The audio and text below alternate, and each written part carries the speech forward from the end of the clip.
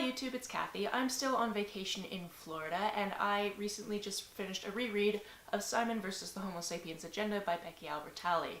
This exact copy was sent from my friend Shelley, who I'll link down below. This is a traveling book project, so she sent it to me first.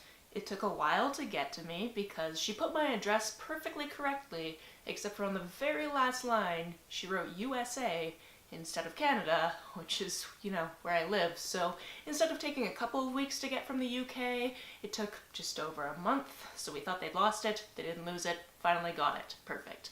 But I got it just before I was traveling, so I figured, since it's a traveling book anyway, I might as well bring it with me on my trip to Florida. One of the really cool things that happened in regards to this book on this trip is when I was coming to Florida, I had to take 3 flights. So I went from Victoria to Seattle, Seattle to Atlanta, Atlanta to Tampa. While I was sitting around in the Atlanta airport for about an hour-and-a-half layover is when I finally opened this book. I got 21 pages into it and they mentioned Atlanta. And I was like, I'm there right now.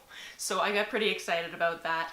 Kind of the point of this traveling copy is that we are just writing our thoughts in the margins and like starring things that we really love, and then eventually at the end of the project this book is going to go back to Shelley and then she can read all of our thoughts, which is just so super cool. This was also a novel concept for me because I don't really write in my books, I don't annotate my books, I generally just like read and enjoy the thing and then never look back on it. But just by flipping through the pages of this book, I can remember exact scenes. I can go back and be like, oh, this is the book where she's asking if Oreo Pop-Tarts are actually a thing, and yes they are, and I had them for the first time a couple of months ago and they're good, but they're weird. I also don't eat Pop-Tarts as a general rule since, I don't know, I was a child. As for the book itself, I did mention this was a reread. I read this at the beginning of 2017, I want to say, and I really loved it then. I really love it now.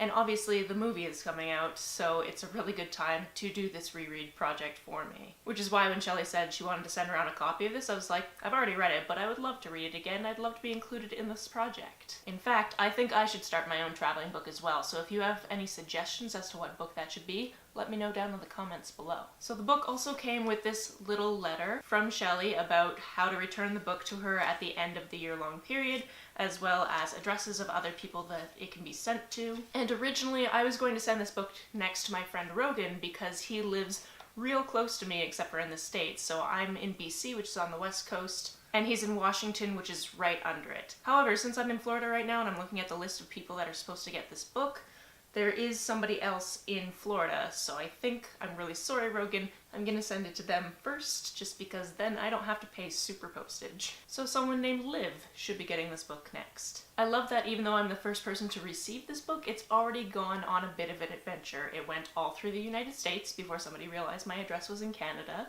It got to me in Canada, and then I took it through 1, 2, 3 states already, so it's already been on an adventure, and I'm just the first person, which is cool. If you haven't already read this book and you have no idea what it's about, which at this point, because like I said, the movie is just coming out, I would be doubtful, but there's a chance you have no idea.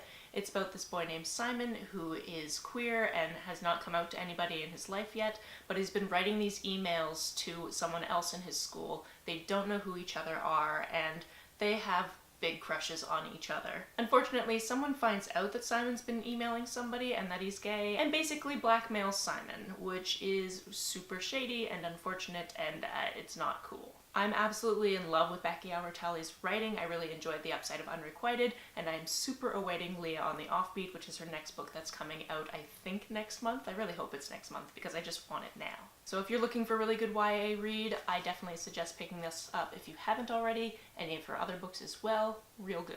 Anyway, that's the update on the Travel Simon. I'm going to go find the post office and send this off to the next person. There's footage that I took yesterday that I think you'll really enjoy. So I'm gonna put it right here. So that's obviously not actually the street name, but just because of the placement of that signpost, that's what it is now, and I really enjoyed walking by that yesterday. It looks like the closest post office is about a mile from here, so I'm gonna go for a walk and listen to a book, and if there's anything interesting on the walk, I will fill you in on that, and then this will be on its way to another person to read. Very excited. So So sending that on to Liv in Sunrise, Florida was definitely a good idea, because even with the postage and the envelope, I only paid $6 to forward that to the next person instead of making it cross the country, which would have cost significantly more. So Liv should have it in 2 to 3 days. Have you read Simon? If so, let me know about it down in the comments below. On the way down in the comments, if you hit that subscribe button, that would be very nice of you. You can like and share this as you see fit, and I'll see you next time. Bye!